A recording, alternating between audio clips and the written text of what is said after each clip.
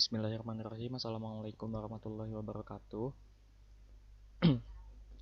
Di video kali ini kita akan membahas tentang penyelesaian atau metode matematika untuk persamaan diferensial biasa menggunakan metode Euler dan juga Runge-Kutta orde 4. Nah, di sini akan diberikan contoh yaitu pada osilasi pegas dan juga pada pengisian dan pengosongan kapasitor. Jadi aplikasinya dalam elektronik. Nah, yang pertama di sini bisa dilihat dulu bahan-bahannya gitu. Jadi ini hasil codingannya yang sudah dibuat. Ada 3 modul yang digunakan, yaitu mode Euler, mode Print Solution, dan mode Runge-Kutta 4. Nah, di sini ada contoh untuk penyelesaian kasus pegas menggunakan metode Euler, di sini menggunakan metode Runge-Kutta 4, dan juga ini contoh pengisian dan pengosongan kapasitor. Nah, yang pertama kita akan lihat dulu modul yang digunakan. Nah, ini untuk modul Euler. Di sini ada penjelasannya dulu. X dan Y ini adalah integrasi dari f, x, y, x stop atau ini tuh waktu awal, dan juga h atau step size. Nah, metode Euler untuk mencari persamaan diferensial biasa itu, nah di sini ada y aksen atau turunan pertama dari y, ini ada y. Kemudian ini xy ini kondisi awal, x stop nilai x akhir, h ini interval atau step size, dan f ini fungsi yang ingin dipecahkan. Nah, untuk membuat modulnya yang pertama kita panggil dulu nampi. Di sini kita panggil nampi, kemudian definisikan integrasi dari f, x, y, dan x stop. Ini sudah dijelaskan ya.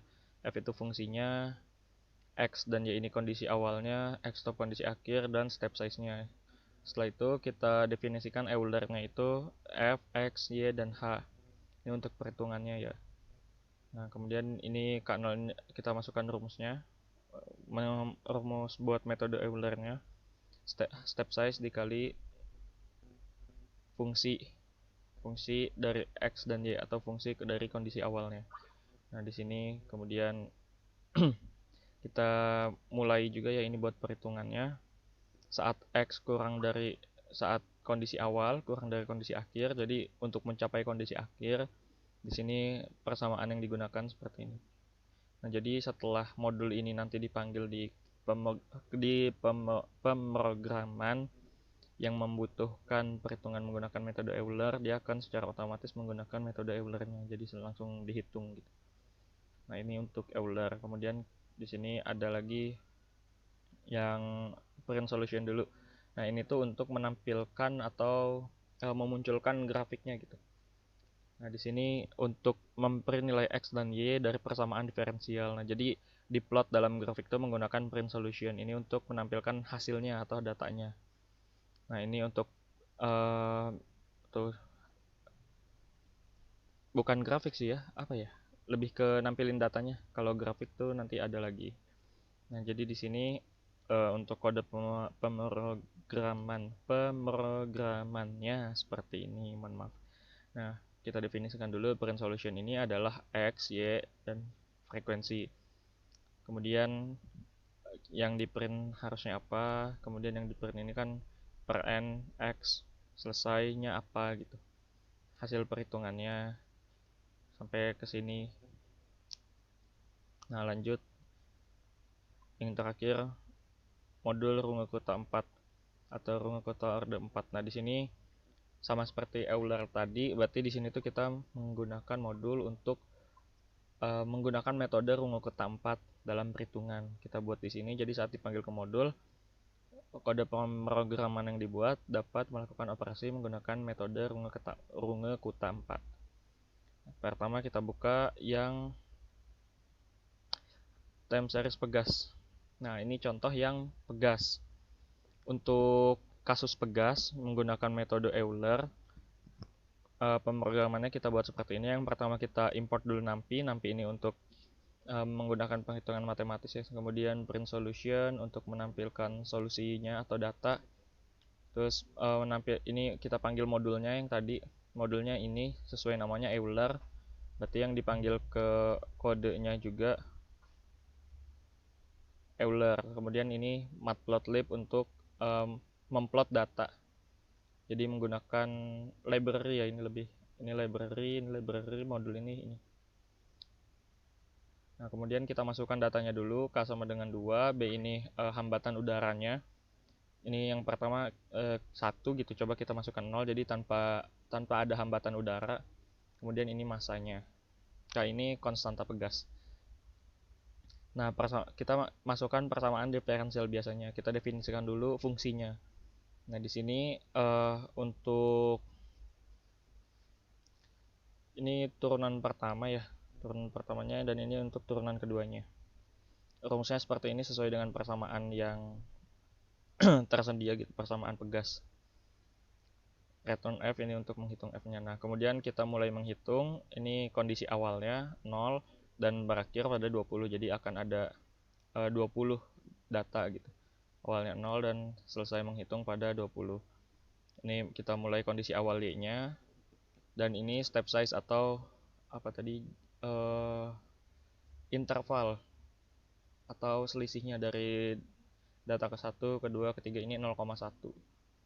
Nah, kemudian frekuensi sama dengan 1. Nah, solusi numerik menggunakan Euler-nya. Nah, di sini mulai dari modul yang tadi ya, XY integrasi fxy x stop h dari modul, kemudian kita print solusi numeriknya. Nah, ini untuk bagian print data. Saat kita run nanti ini akan muncul tulisan seperti ini dan solusi dari ini. Kita panggil mode print solution, kan sudah ada di atas, berarti di sini langsung menampilkan datanya. Nah, ini untuk plotnya. PLT subplot ini dari library matplotlib ya. Jadi kalau belum ada ini, maka kodenya tidak akan jalan gitu. Nah, ini udah. Ini untuk membuat grafiknya kurang lebih seperti ini. Setelah itu kita bisa run. Kita coba lihat. Kita run. Sebelumnya harus di save dulu karena tadi kita ada perubahan di tanpa hambatan udara. Nanti kita coba dengan hambatan udara. Nah, ini seperti tadi ya. Diplot sampai 20 berarti ini sampai 2 soalnya intervalnya 1. Jadi step size nya 0,1. Jadi dari 0 sampai 20 itu jaraknya 0,1. Jadi di sini hanya sampai ke 2. Sampai ke 2 kali 10 berarti sampai 20. Intervalnya 0,1. Bisa dilihat 0 0 1 pangkat 10 pangkat min 1 kali 10 pangkat min 1. 0, 0,1, 0,2, 1,7,9,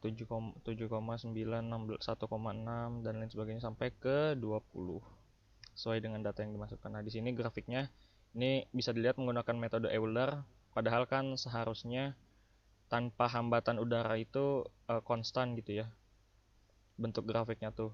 Nah, tapi di sini ada nilai errornya, jadi lebih besar gitu. Jadi semakin banyak iterasi yang digunakan menggunakan metode Euler ini, nilai errornya juga semakin besar.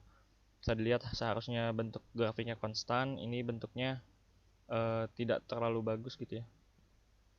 Tidak terlalu jelek juga sih. Jadi maksudnya tidak sesuai dengan hasil sebenarnya.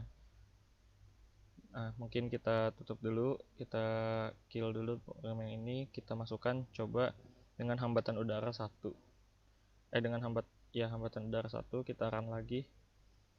Nah, jika dengan hambatan udara maka nah, datanya muncul lagi sampai 20 ya. 16, 17, 18, 20. Nah, di sini kalau dengan hambatan udara, gerak dari pegasnya ini akan berhenti gitu, mendekati 0. Jadi ini posisinya yang ada pertambahan panjang 0,02, kemudian dia balik lagi naik ke atas, mengecil. Pegas itu kan gerakannya naik turun ya kalau kita tarik. Ini kita kasih jarak dulu ke sini. Nah, ini. Nah, dia turun, naik, turun, naik, turun, naik, turun, naik sampai kembali ke posisi semulanya, tidak ada pertambahan panjangnya. Nah, ini untuk dengan hambatan udara. Nah, bisa kita lihat sekarang menggunakan metode Runge-Kutta perbedaannya. Time series Runge-Kutta. Oh, belum dibuka. Kita buka dulu.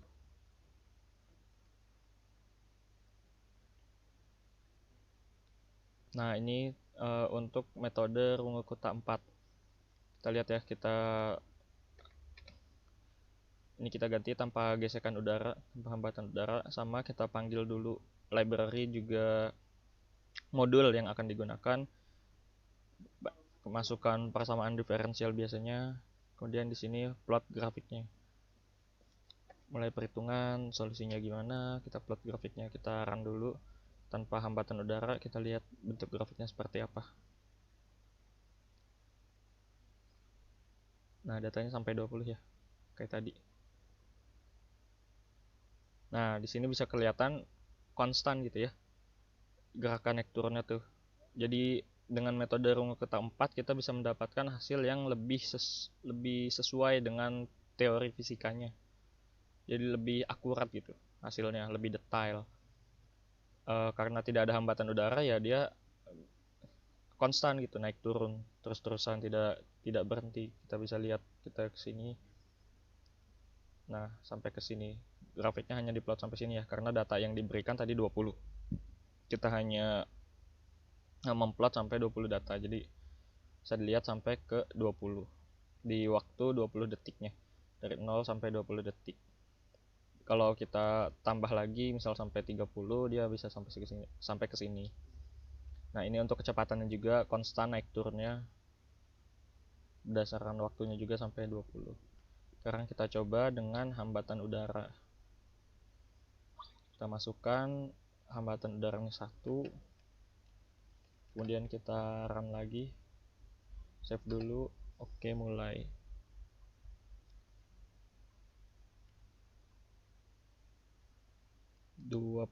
Selesai. Nah, sama seperti tadi, jika ada hambatan udara maka gerakannya diperlambat kemudian sampai mendekati 0, jadi sampai berhenti gitu.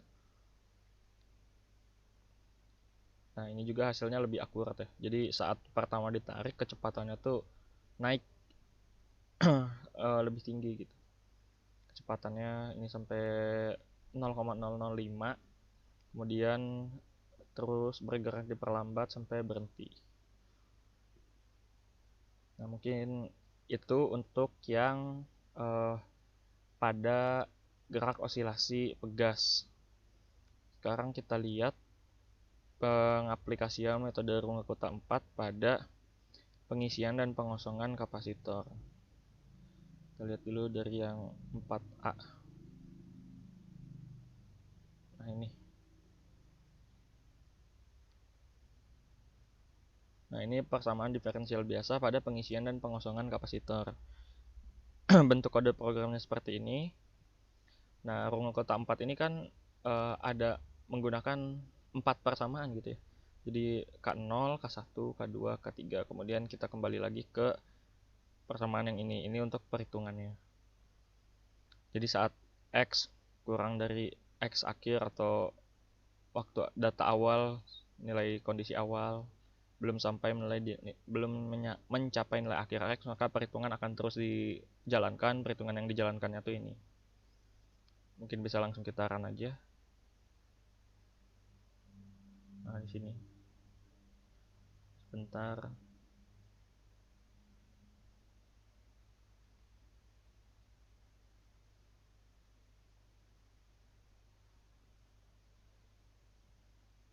Salah. Ini modul. Mohon maaf. Nah, kita buka yang 4A dulu. Nah, ini. Mohon maaf, yang ini modul. Nah, ini untuk Runge-Kutta 4, pengisian dan pengosongan kapasitor. Nah, untuk di sini bisa kita lihat input dulu datanya, resistansinya 1 kilo ohm, 1 kali 10 pangkat 3, nilai tegangannya 5 volt. Kemudian ini kapasitansi kapasitornya 1 milifarad. Y adalah tegangan dan persamaan diferensial biasanya seperti ini. Kita masukkan dulu. Kemudian mulai dari 0 sampai ke 20. Ini untuk plot grafiknya. Kita run aja langsung. Nah, sini datanya muncul yang tadi udah kita input sampai 2 ya, 20. Nah, ini untuk pengisian kapasitor. Jadi tegangannya meningkat seiring dengan waktu karena kapasitornya diisi gitu. Dari 0 sampai penuh, kapasitas kapasitornya tuh 5. Setelah 5 dia tidak bertambah lagi karena sudah penuh. Konstan sampai di 20 detik. Jadi penuhnya tuh di waktu sekitar 3 atau 4 ya. Di sekitar 3 atau 4 detik kapasitornya sudah penuh, kemudian konstan gitu. Nilainya, nah, konstan ada di 5. Tidak bertambah lagi karena sudah penuh. Kita geser. Nah, di sini. Kemudian kita lihat yang kedua, 4B. Langsung kita run aja, kodenya gak terlalu beda.